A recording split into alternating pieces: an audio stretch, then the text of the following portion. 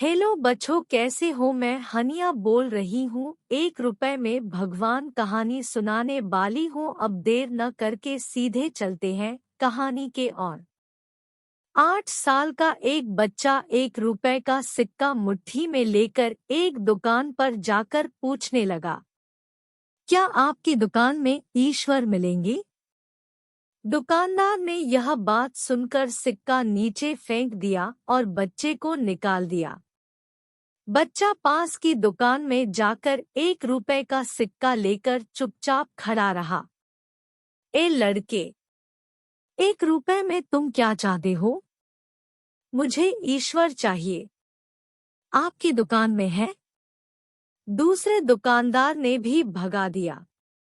लेकिन उस अबोध बालक ने हार नहीं मानी।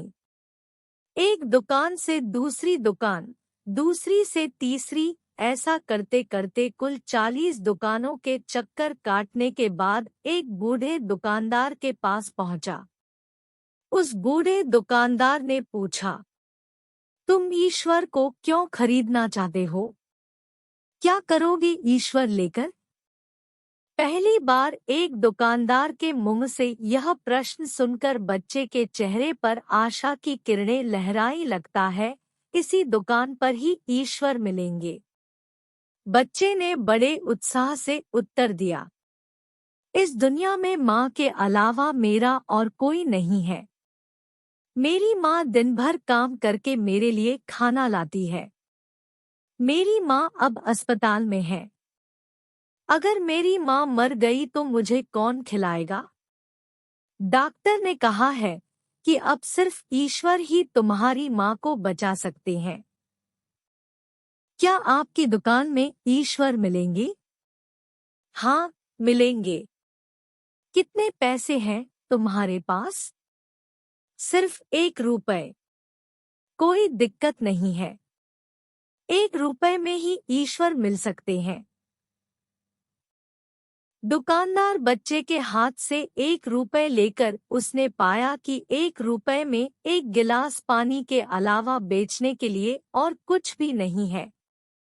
इसलिए उस बच्चे को फिल्टर से एक गिलास पानी भरकर दिया और कहा, यह पानी पिलाने से ही तुम्हारी माँ ठीक हो जाएगी।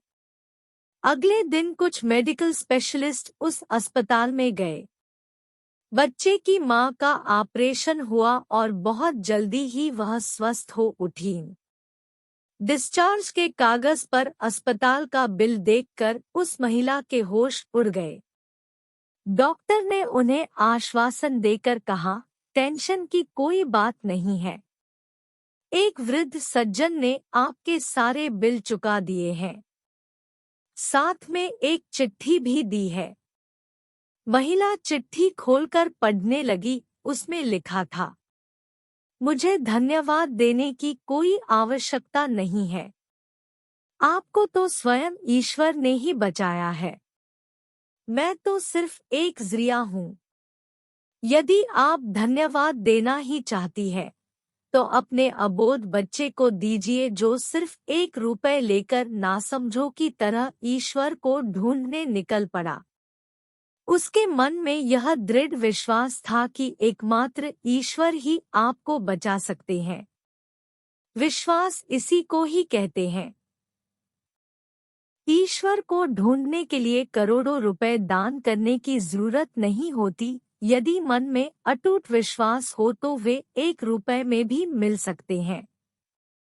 अगर इस कहानी ऐप को अच्छा लगा तो लाइक, शेयर, सब्सक्राइब करें ताकि मुझे और नई कहानी के लिए प्रेरणा मिले। मैं हानिया आपसे वापस मिलूंगी एक नई कहानी के साथ।